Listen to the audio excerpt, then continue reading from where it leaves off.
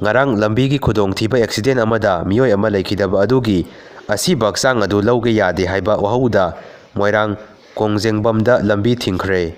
ningthaukhongda mapa macha yauna miyoi mari tamthina hatkibagi thaudokta chenaba UKNA gi kedarama NIA hengleptagi phakhre hairi laisangni haina latnariba assembly da achauba sagun taunaba honaramliba asi MLA yankai mapan amadi leibak miyamna amuba kari taisinbani haina lawi ojoi Delhi dagi Imphal phauba lakadaba Malem Thongamgi Saikangi khongsat haukhre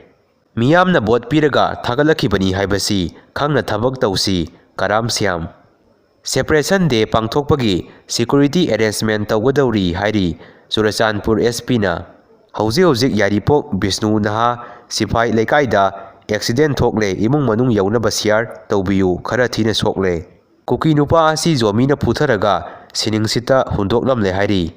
RK Production na Lucy Priya gi mathakta fraud ki case tawro Lucy Priya na RK Production gi mathakta aranba allegation tawina case tawro noi proof su yam lainare daine court chalo aduga tawnaro social media sidadi oiroi mayam su khaifam leitadana misang khaidok naraga wathi warem tawna leire haina arambai tengon gi lusing puren oiriba korongan bukhuman gi maikaidagi phongdorokli lepluraba eviction drive amuk haure Major Khunda lam khopchinaba sing sidokre tha asida Manipur yauna India pumbada akanba nong suragani IMD